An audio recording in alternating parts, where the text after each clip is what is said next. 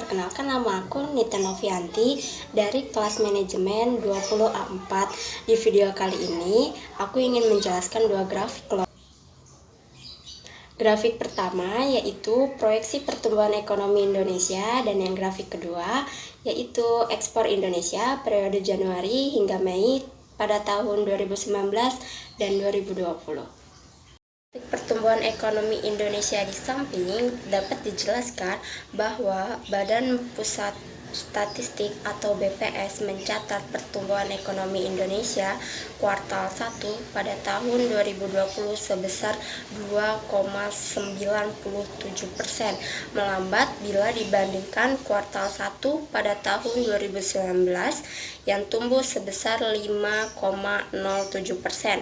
Pertumbuhan itu membuat Indonesia memiliki produk domestik bruto atau PDB atas dasar harga konstan atau ADHK sebesar 2.625, triliun dan PDB atas dasar harga berlaku atau ADHB sebesar 3.783,9 triliun. Bila dilihat secara utuh, sumber pertumbuhan tertinggi dari sisi lapangan usaha, yakni informasi komunikasi sebesar 0,53%, jasa keuangan dan asuransi, serta industri pengolahan yang tumbuh sama sebesar 0,44%. Sedangkan dari komponen pengeluaran terhadap produk domestik bruto, semuanya mengalami kontraksi bila dibanding triwulan 4 pada tahun 2019. Konsumsi rumah tangga sebesar minus 1,97%, konsumsi lembaga non-profit rumah tangga sebesar minus 2,10%, konsumsi pemerintah minus 44,02%, pembentukan modal tetap bruto sebesar minus 7,89%,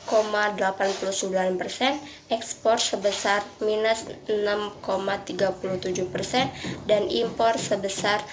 Garis besar pertumbuhan ekonomi Indonesia pada triwulan 1 tahun 2020 dari sisi pengeluaran masih ditopang oleh konsumsi rumah tangga sebesar 1,56% dan pembentukan modal tetap bruto sebesar 0,56%. Grafik yang kedua di atas dijelaskan bahwa selama periode Januari hingga Mei pada tahun 2020, nilai ekspor Indonesia mencapai US dollar 64,46 miliar atau turun sebesar 5,96% dibandingkan periode yang sama pada tahun 2019 yang mencapai 68,54%. Sedangkan ekspor non-migas mencapai US dollar 60,97 miliar atau menurun sebesar 3,50%. Ekspor non-migas ini menyumbang 94,58% dari total ekspor Januari hingga Mei pada tahun 2020. Kepala Badan Pusat Statistik atau BPS mengungkapkan penurunan ekspor ini terjadi hampir di seluruh sektor kecuali pertanian. Untuk sektor migas turun cukup dalam hingga 34,93%. Industri pengolahan turun 0,08%.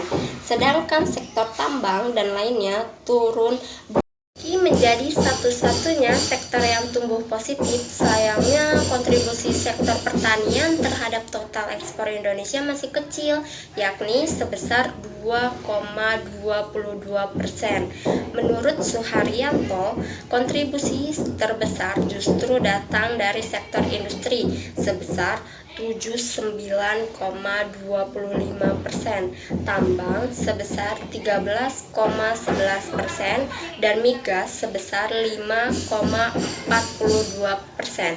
Jika dilihat per negara, pangsa ekspor non-migas periode Januari hingga Mei tahun 2020 tidak banyak berubah, di mana ekspor utama Indonesia masih tertuju ke negara Tiongkok dengan pangsa ekspor sebesar 17,04%, disusul dengan negara Amerika Serikat sebesar 11,84% dan negara Jepang sebesar 8,69%.